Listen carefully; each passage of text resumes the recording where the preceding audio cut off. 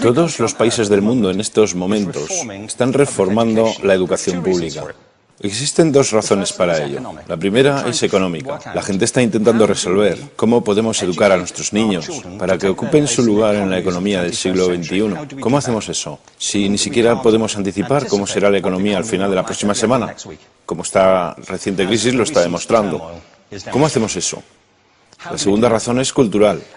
Todos los países del mundo están intentando resolver cómo podemos educar a nuestros niños para que tengan sentido de identidad cultural, para poder legarles los genes culturales de nuestras comunidades y a la vez formar parte del proceso de globalización. ¿Cómo cuadramos ese círculo?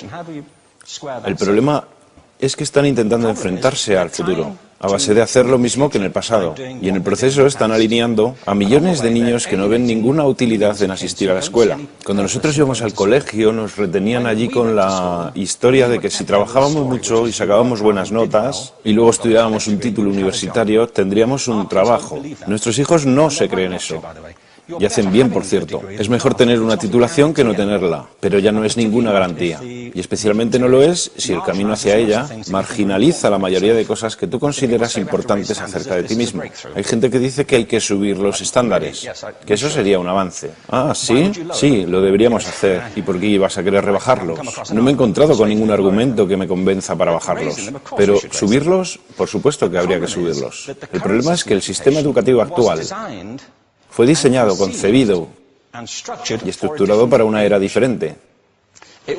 Fue concebido en la cultura intelectual de la Ilustración y en las circunstancias económicas de la Revolución Industrial. Antes de la mitad del siglo XIX no había sistemas educativos públicos. En realidad no. O sea, podrías estudiar con los jesuitas si tenías dinero, pero la educación pública, pagada con los impuestos, obligatoria para todo el mundo, gratuita y a la vuelta de la esquina, era una idea revolucionaria. Y mucha gente se opuso a ello. Decían, no es posible para muchos niños pobres que están en la calle beneficiarse de la educación pública. Son incapaces de leer y escribir. ¿Por qué perder tiempo con esto? Y también se asienta sobre una serie de suposiciones sobre la estructura social y la capacidad de las personas. Fue dirigido por el imperativo económico de aquel momento, pero a lo largo de todo ello se infiltró el modelo intelectual de la mente, el cual era esencialmente la idea que la Ilustración tenía sobre la inteligencia. La auténtica inteligencia consistía en cierta capacidad para el razonamiento deductivo y un conocimiento amplio de la cultura clásica. Se podría resumir en capacidad académica. Y esta idea está fuertemente enraizada en la reserva genética de la educación pública. El creer que hay dos tipos de personas, académicas y no académicas, y la consecuencia de eso es que mucha gente brillante se creen que no lo son porque han sido evaluados siguiendo este concepto de mente. Así que tenemos dos pilares gemelos, el económico y el intelectual. Y desde mi punto de vista, este modelo ha causado caos en la vida de mucha gente. Ha habido gente que se ha beneficiado maravillosamente de él, pero la mayoría de la gente no. En lugar de beneficiarse, sufren de esto. Una epidemia moderna, mal ubicada y también ficticia. Esta es la plaga del síndrome de déficit de atención e hiperactividad, TDAH. Este es un mapa de la incidencia del TDAH en Estados Unidos. El mapa de prescripciones médicas para el TDAH. No me malinterpreten. No quiero decir que el síndrome de déficit de atención no exista. Yo no tengo la formación necesaria para ello. Sé que la amplia mayoría de psicólogos y pediatras creen que sí, pero aún es un tema a debatir. Lo que sí me consta es que no se trata de una epidemia. Estos niños están siendo medicados tan rutinariamente como a mi generación nos quitaban las amígdalas, por los mismos motivos caprichosos y por la misma razón, la moda de la medicina. Nuestros hijos están viviendo en el periodo más intensamente estimulante de la historia de la Tierra. Están siendo acosados con información y les están reclamando su atención desde todos los medios. Los ordenadores, los iPhone, las vallas publicitarias y cientos de canales de televisión. Y nosotros les penalizamos por distraerse. ¿Distraerse de qué? Cosas que son un aburrimiento, en la escuela sobre todo. Me parece a mí que no es totalmente una incidencia el hecho de que la incidencia del TDAH haya crecido paralela al incremento de los test estandarizados. A estos niños se les está dando cosas como Ritalin, Adderall, a menudo medicación bastante peligrosa, solo para hacer que se concentren y se calmen. Pero según esto, el déficit de atención aumenta al ir al este de este país. La gente empieza a perder el interés en Oklahoma.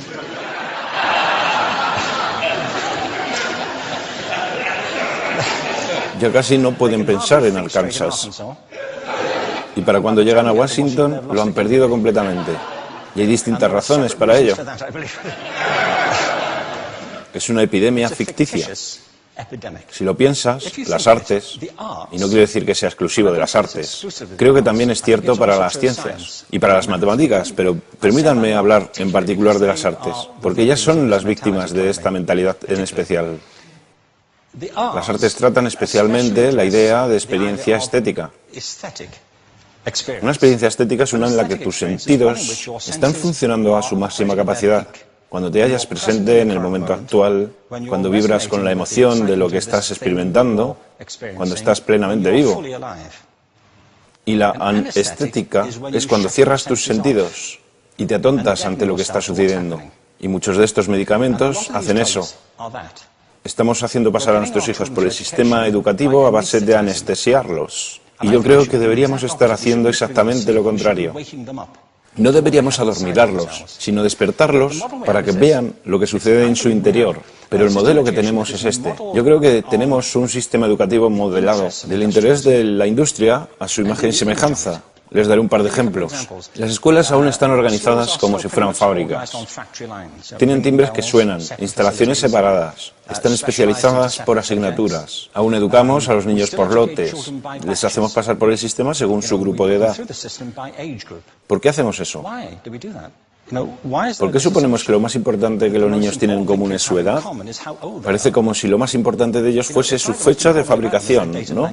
Bueno, yo conozco niños que son mucho mejores que otros niños de su edad en distintas disciplinas, o en diferentes momentos del día, o que son mejores en grupos pequeños, o en grupos grandes, o que simplemente trabajan mejor solos. Si te interesa el modelo de aprendizaje, no puedes empezar con esta mentalidad de cadena de montaje. Se trata esencialmente de una conformidad. Cuando ves el incremento de los exámenes estandarizados y de los currículos estandarizados, todo se basa en la estandarización. Yo creo que tenemos que ir justamente en la dirección opuesta. Esto es lo que quiero decir cuando hablo de cambiar el paradigma. Hay un estudio estupendo que se ha hecho recientemente acerca del pensamiento divergente. El pensamiento divergente no es lo mismo que la creatividad. Yo defino la creatividad como el proceso de tener ideas originales que tengan valor.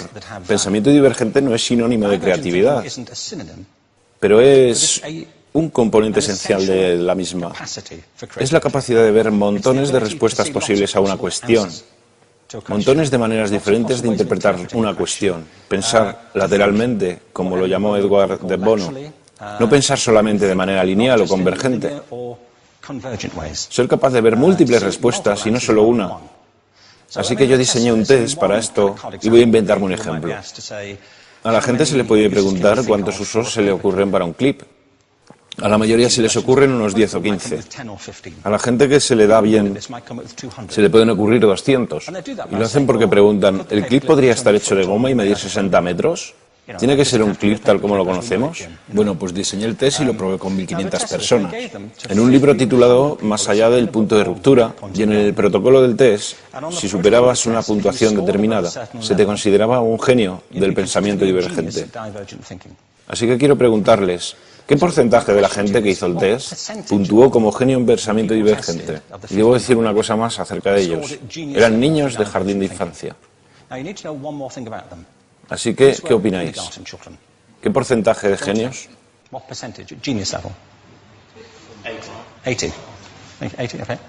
98%. Bueno, la cuestión es que era un estudio longitudinal, así que los mismos niños volvieron a hacer el test 5 años después, en edades entre 8 y 10 años. ¿Qué pensáis? ¿50%? Volvieron a hacerles el test otra vez, 5 años más tarde, cuando tenían entre 13 y 15 años de edad. Y se observa una tendencia, ¿no?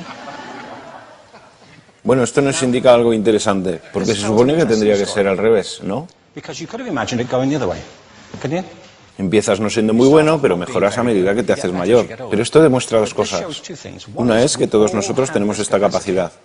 Y la otra es que esta capacidad se deteriora en general. Muchas cosas les han pasado a estos niños durante su crecimiento, pero yo estoy convencido que lo que más les ha influenciado es que a estas alturas ya han obtenido una educación académica. Se han pasado 10 años en la escuela, oyendo que solo hay una respuesta correcta. Esta es la parte de atrás del libro, pero no la mires. Y no copies, porque eso es engañar.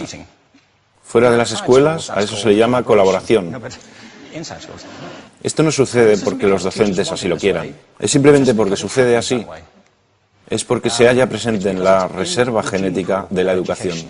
Tenemos que pensar de forma diferente acerca de la capacidad humana. Tenemos que superar esta vieja idea acerca de lo académico y lo no académico, lo abstracto, lo teórico, lo vocacional, y empezar a verlo como lo que es, un mito. En segundo lugar, tengo que reconocer que la mayor parte de las veces el buen aprendizaje se da en grupos y que la colaboración es lo que alimenta el crecimiento. Si atomizamos a las personas, las separamos y los juzgamos por separado, formamos una especie de desconexión entre ellos y su ambiente de aprendizaje natural. Y en tercer lugar, un asunto importante es la cultura de nuestras instituciones, los hábitos de estas instituciones y los hábitats que ocupan.